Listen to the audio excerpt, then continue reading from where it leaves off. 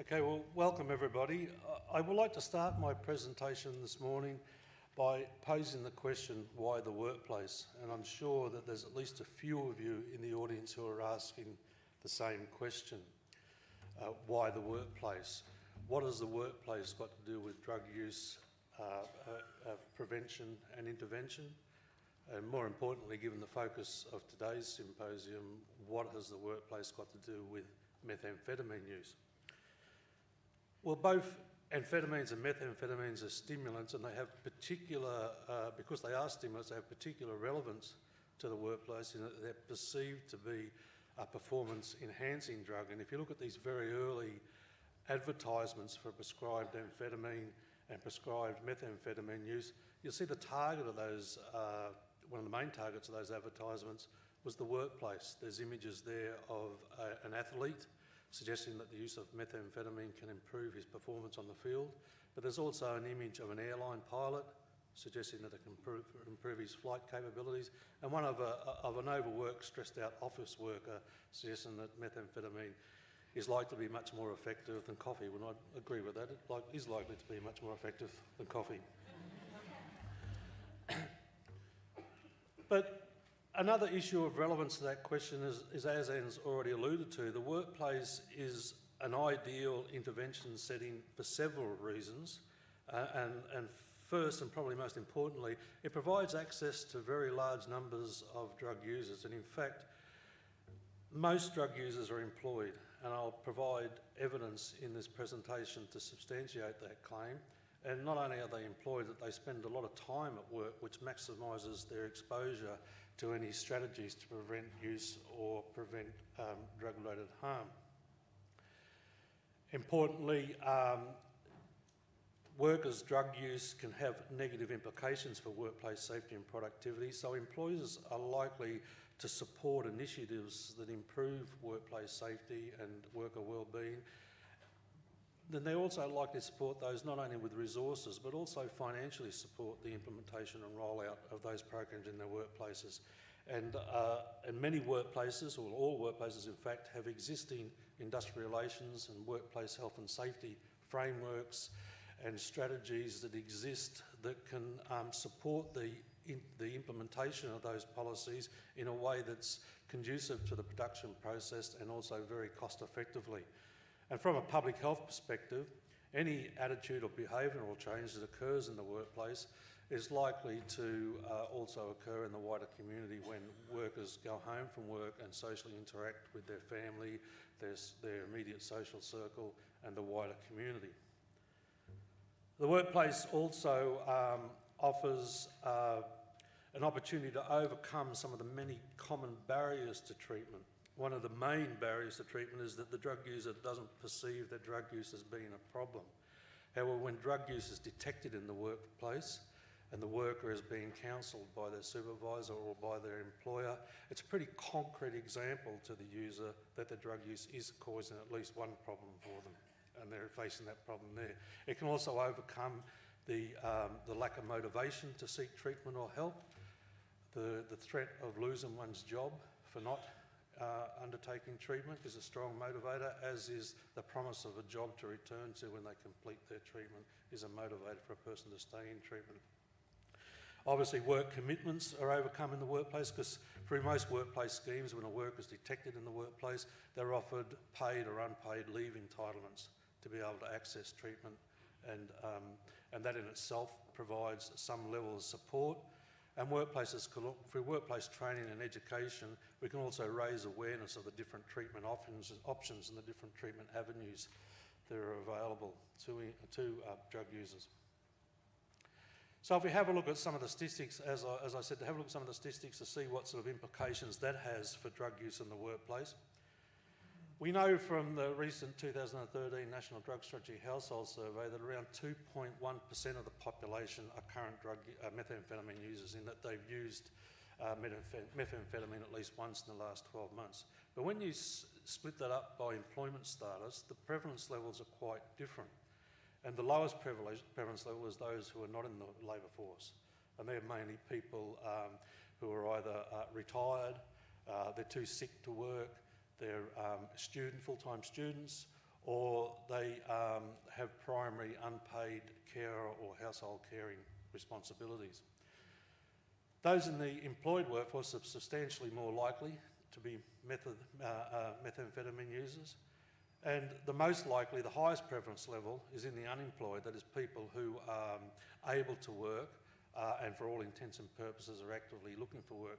They have the highest prevalence levels, and I don't want to downplay the importance of that, because these are the people that are usually at the pointy end of methamphetamine use. They're the ones that are most likely to be dependent and the ones that are most likely to be experiencing harms. But when you actually turn those prevalence levels around to real numbers, a different picture occurs. And you can see that there, amongst the employed workforce, there's over 200,000 methamphetamine users. That compares to only 50,000 methamphetamine users who are unemployed and 60,000 methamphetamine users that are not in the labour force. So even combining all those who are not in paid employment into the unemployed group, there's still twice as many methamphetamine users in paid employment than there is in the wider community. So what's different about employed methamphetamine users, and what implications do those differences have for prevention and intervention strategies? Well, in some respects, there's not a lot of difference. They have a similar gender profile in that males are much more likely to be methamphetamine users than females. The age profile of methamphetamine users in employment are similar to those not in employment, in that the age group of 20 to 29 is the age group with the highest prevalence level. There's also, when you look at the status of a marital status, single people who have never been married are much more likely to be methamphetamine users than those who are either divorced, widowed, separated, or married. And there's also a similar pattern when you look at a highest education level achieved. However, you will notice that in the employed, the prevalence level is much higher for those who are only at the certificate level of education. And that, I'll talk about that a little bit more further down the slides, because that has relevance for high-risk groups in the workforce. Where some of the important differences are is in other demographics, such as where the person is located, where they actually live and work. An important difference there is you can see that amongst the employed, prevalence of methamphetamine use is much higher in rural and outer regional areas than amongst those that are not employed. So if you're looking at an ICE or methamphetamine problem in rural areas, you probably get much more effective bang for your buck by targeting people who are employed and people who are in the workplace. You're going to reach much larger numbers of methamphetamine users. There's also important differences in patterns of use. Amongst the employed, they're slightly less likely to use ICE compared to those that are not employed, and that has relevance to the ways that they use methamphetamines, in that the employed are more likely to, less likely to smoke. They're more likely to snort and swallow than those that are not employed. The main difference in patterns of use is in frequency of use. Those that are employed are much less likely to regularly use methamphetamines. They're much more likely to be occasional or irregular users. They're similar in the amounts that they normally use. However, those that are employed are slightly less likely to use very heavy levels of, very large amounts rather, of methamphetamine. So what about patterns of methamphetamine use in the workforce itself? There's important differences by occupational and industry group. And if we look at some of the prevalence levels by occupation, we can see that tradespeople and technicians have the highest prevalence of use. And that is reflective back, as I said, in the certificate level of education. Most people who are tradespeople and technicians, their highest level of education, tertiary education at least, is in the certificate level. But there's also very high prevalence rates among unskilled workers. There's also substantial differences and significant differences between industry groups. And the industry group with the highest prevalence level is the wholesale and distribution trade, followed by construction. But importantly, you can see that there's a range of other industries that also have high prevalence levels. Mining, manufacturing and hospitality standout performers. There's also important differences in workplace harms between those that use methamphetamine and those that don't use methamphetamine but they use other drugs. And you can have a look at nearly all those indicators of harm. Methamphetamine users are more likely to be absent due to injury. They're more likely to be absent due to their drug use. They're more likely to be absent from work due to their alcohol use compared to other illicit drug users. They're also more likely to use at work and more likely to have worked under the influence. And all those harms have important, provide important evidence to and a basis to employers to motivate them why they should be doing something about methamphetamine use in the workplace. Those patterns of consumption in the workforce allow us to identify high-risk workforce groups, and that allows us then to have targeted strategies that can target those high-risk groups. And it's generally workers who are aged between 20 and 30, males employed in trades and blue-collar occupations, and those industry groups where there's particular high prevalence levels. And the reasons for those differences can be due to individual differences in the worker themselves, but it also can be due to individual differences in the workplaces, or workplace differences rather, that can be conducive to use. And under the category of availability, the workforce demographic has a big role to play here, where if the workforce demographic is predominantly young males of that age group, then it's highly likely that there's higher levels of amphetamine use and therefore higher levels of availability. It's easier to get. But the location of the workforce and the supervision level can make it easier to obtain and use amphetamines while at work, and also the level of policy response, the drug and alcohol policy, how effective it is and how effectively it's applied in the workplace can restrict availability or make drugs more available. And there's also the working conditions, and essentially anything that contributes to fatigue in the workplace, whether it's shift work, long hours, fast-paced work, fly-in, fly-out work, or drive-in, drive-out work, which is quite predominant these days, especially in rural and regional areas, can contribute to amphetamine use. And the motivations, therefore, are affected by some of those workplace conditions, and the primary motivation can be to reduce fatigue, whether that fatigue occurs either by factors in the workplace or factors in the lifestyle of the person when they're away from work. If they're fatigued when they come back to work, they're more likely to use amphetamines.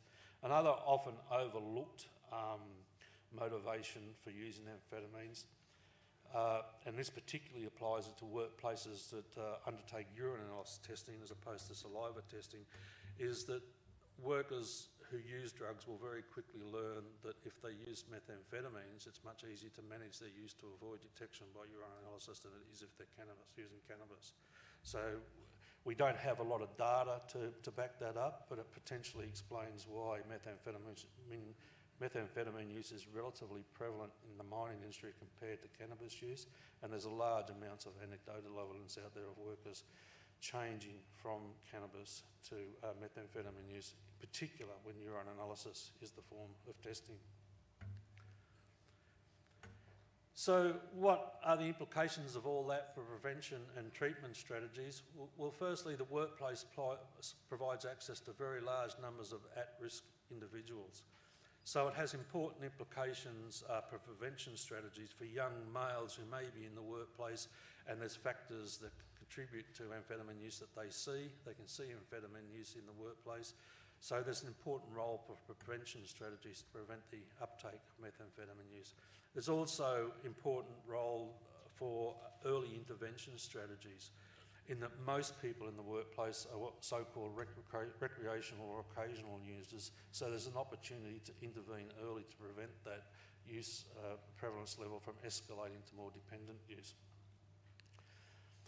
And those strategies can be, those prevention and early intervention strategies can involve on-site awareness training and education, brief intervention training and referral to counselling for workers who are detected, But also the workplace can provide a very effective pathway into treatment. As I said earlier, employment is a very strong motivator to seek assistance for any problems or drug use that a person may be experiencing. Some of the strategies that can be used to develop and implement those prevention and early intervention strategies are supervisor and manager training, in particular training to recognise the signs and symptoms of use, because anyone who's used to dealing with methamphetamine users will understand there's things around absenteeism and lateness and all sorts of indicators the person may be using. Training, building the capacity of those supervisors and managers to be able to refer and support affected employees, but also importantly, giving them the skills to recognise some of the workplace factors that may be contributing to use and providing with the strategies to deal with some of those factors. There's also employment awareness and education can be provided that makes employees and people who may be either using occasionally or regularly or contemplating use, make them more aware of some of the physical and mental health risks of use, and also the factors in the workplace that could be contributing to use and providing them with strategies alternative to use to deal with those factors. And also making sure that the workplaces have effective treatment pathways, either through a paid employee assistance program or through networking with local community alcohol and other drugs and other service providers. Many workplaces are not aware of the local AOD and other mental health and physical health service providers, community service providers that are out there in their local community. So in summary, I just want to bring it all together and just with some final points, and that I believe that the workplace provides an opportunity for very cost-effective prevention and early intervention strategies that can reach very large numbers of people who are contemplating a form of drug use, people who are so-called recreational and occasional users, but also people who are functional drug users with a dependence problem. And these strategies are likely to see substantial employer support, both financially and resources, and allowing access for the strategies to be rolled out in their workplace. And in that regard, I think that there's a significant role, an underplayed role at the moment, where with AOD agencies and service providers, the role that they can play in assisting employees to with these education training programs and assistance with referral into treatment. And there is some evidence, which you're probably aware of, some organisations here in Victoria who have seen the potential of that role, and they've taken the challenge and they're working with workplaces now.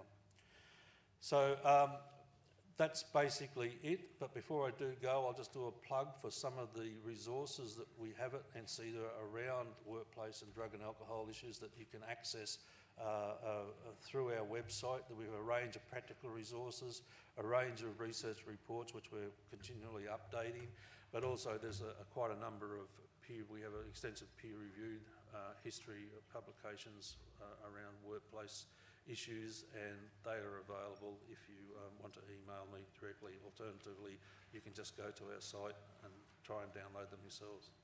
Thank you very much.